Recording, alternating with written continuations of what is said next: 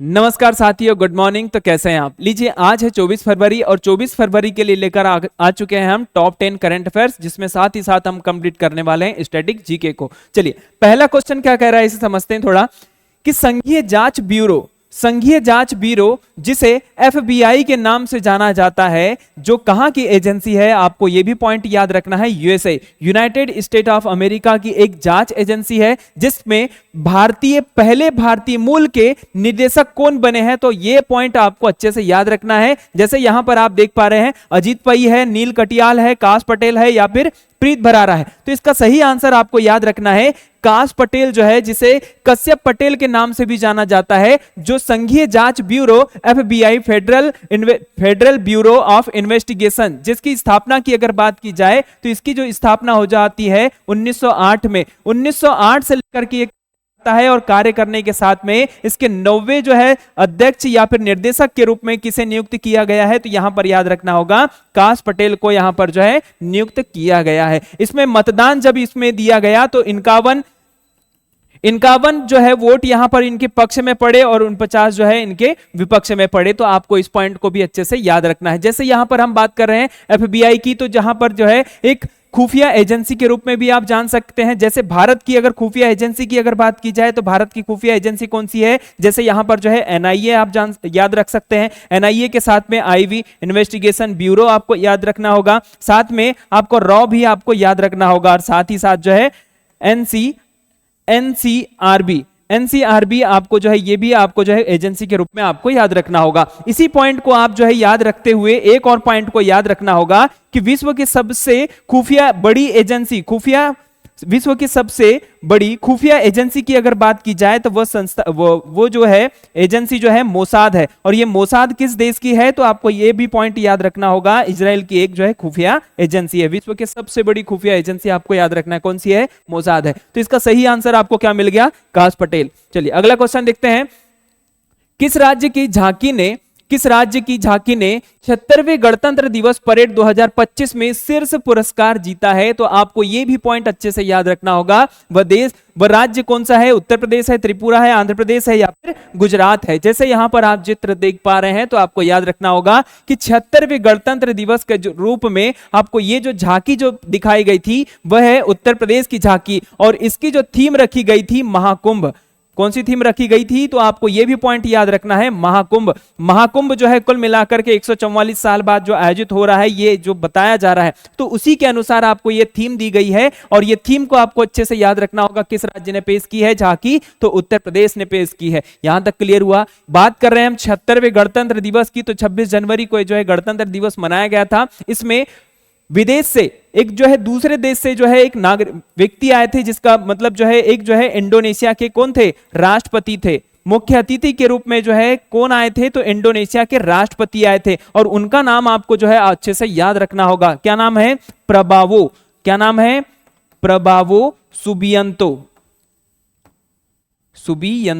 आपको इस पॉइंट को अच्छे से याद रखना होगा। प्रबावो सुबियंतो जो है इंडोनेशिया के राष्ट्रपति है, और जो है भारत जो है यहां पर आए हैं। इससे पहले इंडोनेशिया के मुख्य अतिथि के रूप में जो राष्ट्रपति बनकर के आए थे 1950 में आए थे। तो आपको इन पॉइंटों को भी अच्छे से याद रखना होगा। यहां तक क्लियर हुआ? तो ये जो है शीर्ष राज्य जो है कौन सा मिल गया? शीर्ष पुरस्कार किसने जीता? उत्तर प्रदेश ने जीता। यहां तक क्लियर हुआ?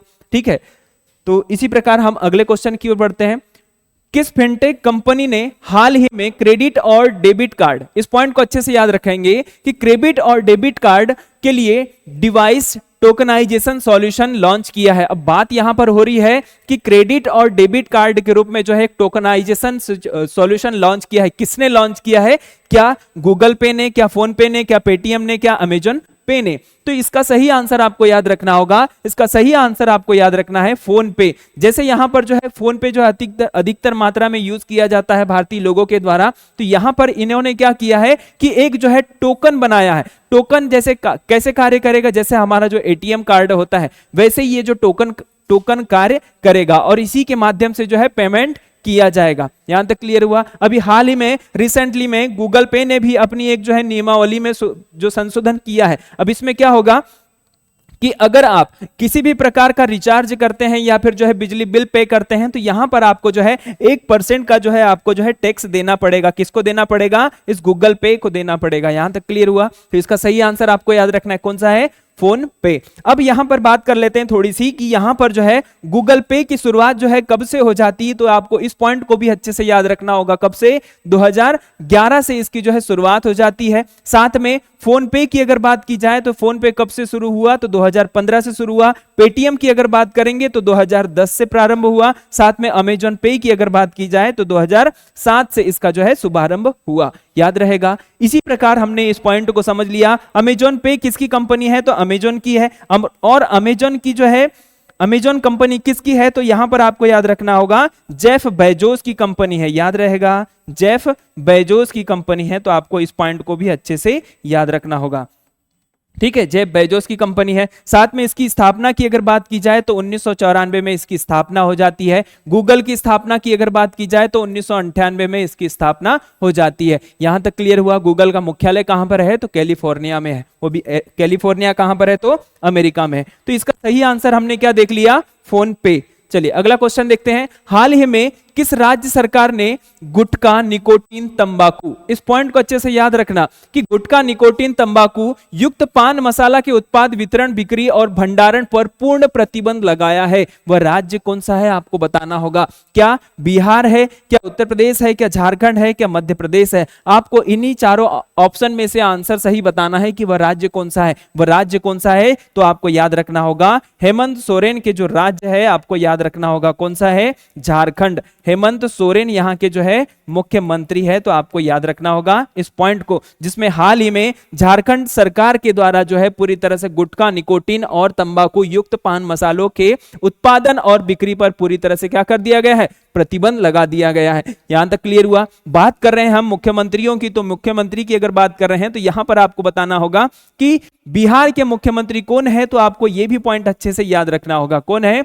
बिहार के मुख्यमंत्री नीतीश कुमार जी है। साथ में बिहार की राजधानी की अगर बात की जाए तो बिहार की राजधानी क्या है? पटना है। आपको यह भी पॉइंट अच्छे से याद रखना होगा। उत्तर प्रदेश की अगर बात करें तो यहां के मुख्यमंत्री कौन है? तो योगी आदित्यनाथ जी है। तो आपको जो है इस पॉइंट को भी अच्छे से याद रखना होगा। और उत्तर प्रदेश की राजधानी की अगर बात की जाए तो कौन सी है? लखनऊ इसकी राजधानी है। आपको यह भी पॉइंट याद रखना है। मध्य प्रदेश की अगर बात करेंगे तो मोहन यादव जी जो है यहाँ के मुख्यमंत्री है। और मुख्यमंत्री के साथ में मध्य प्रदेश की राजधानी कौन सी है? तो यहां पर याद रखना होगा भोपाल। यहां तक क्लियर हुआ? तो इसका आंसर आपको सही याद रखना है झारखंड। झारखंड सरकार के द्वारा जो है गुटखा और निकोटीन पर प्रतिबंध लगा दिया गया है। यहां तक क्लियर हुआ? चलिए अगला क्वेश्चन देखते हैं।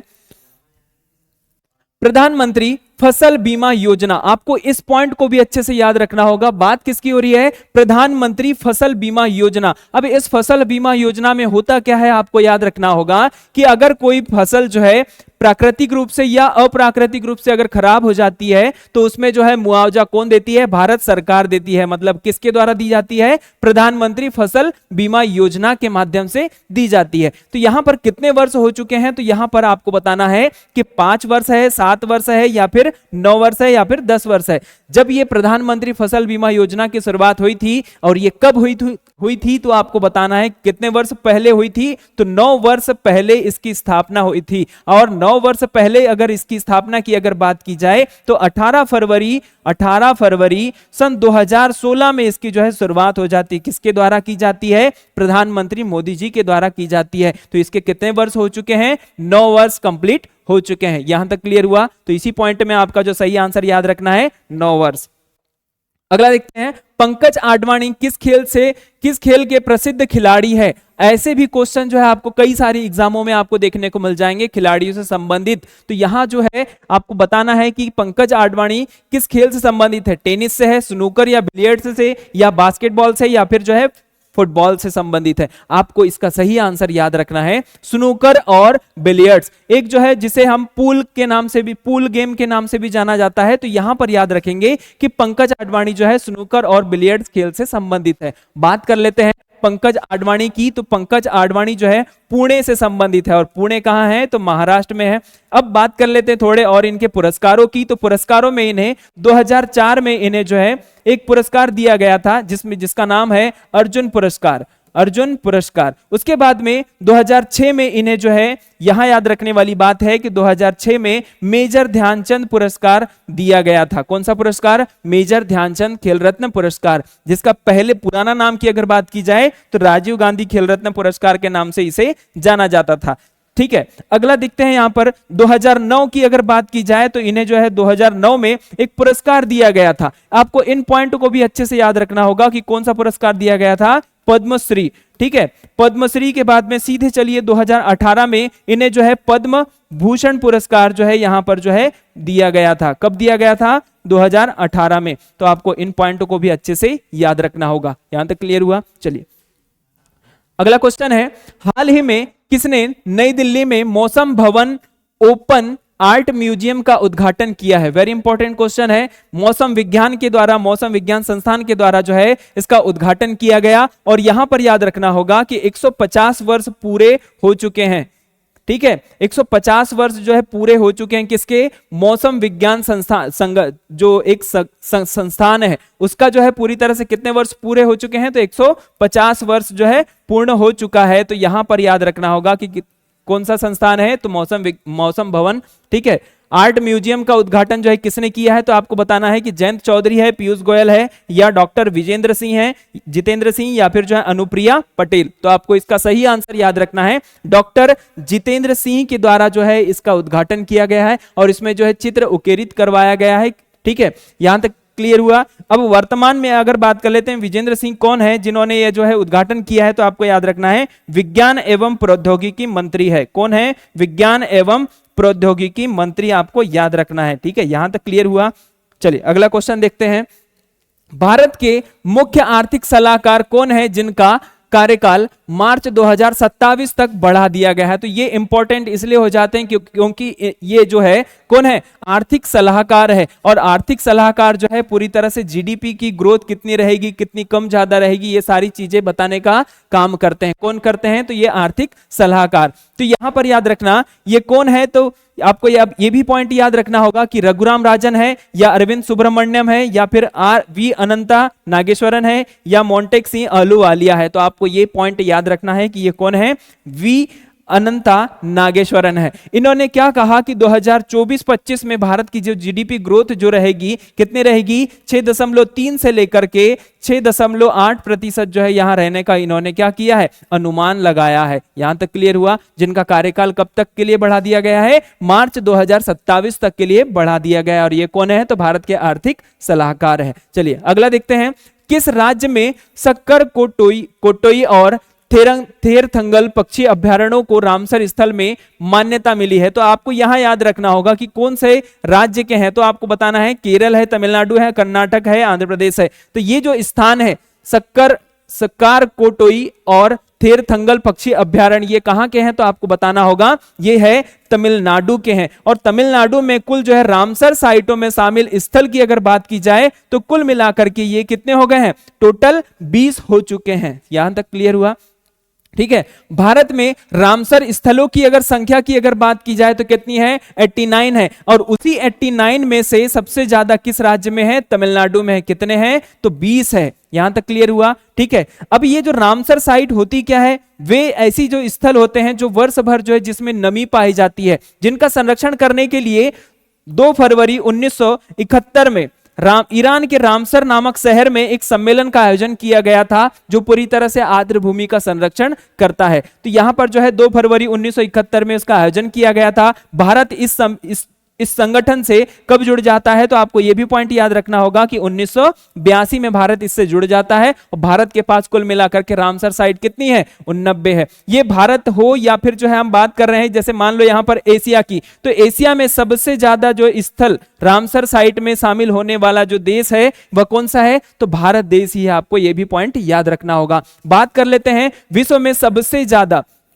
ठीक है, विश्व में सबसे ज्यादा रामसर साइट किस देश में है? तो आपको यह भी पॉइंट याद रखना होगा कि कौन सा है वो देश? United kingdom. और इसी यूनाइटेड किंगडम में कुल मिलाकर के 176 जो है रामसर साइटें इसमें शामिल की गई है। किसमें? इस जो है रामसर स्थल में शामिल की गई है। तो इसका सही आंसर आपको याद रखना है तमिलनाडु। इस पॉइंट के अनुसार जो है हम देखते हैं यहां पर अगला क्वेश्चन, किस मंत्रालय ने 76वें गणतंत्र दिवस परेड 2025 में सर्वश्रेष्ठ झांकी का पुरस्कार जीता है। तो यहां पर बात हो रही है किस मंत्रालय के द्वारा, ठीक है, वहां पर जो है किस राज्य के द्वारा पूछा गया था और यहां पर पूछा है किस मंत्रालय के द्वारा। तो यहां पर आपको बताना है कि कौन सा मंत्रालय, संस्कृति मंत्रालय, गृह मंत्रालय, पर्यावरण मंत्रालय या फिर जनजातीय मामलों का मंत्रालय। तो इसका सही आंसर आपको याद रखना है जनजातीय मामलों का मंत्रालय। इसके द्वारा जो एक झांकी प्रस्तुत की गई, वो भी झांकी किसकी है, तो बिरसा मुंडा की है। तो ये इस पॉइंट को अच्छे से याद रखना होगा, किसकी है,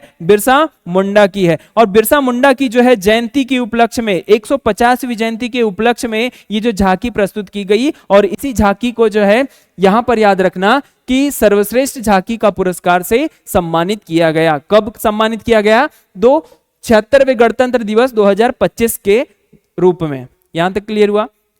चलिए, इसी प्रकार से हमने जो है टॉप 10 करंट अफेयर्स को समझ लिया है, और आपने इस वीडियो को अंत तक देखा है तो आप हमारे चैनल को लाइक, शेयर, सब्सक्राइब जरूर कीजिए, और साथ में जो आप जो है इसमें कमेंट करना न भूलें। तब तक मिलते हैं अगले वीडियो में, तब तक के लिए नमस्कार।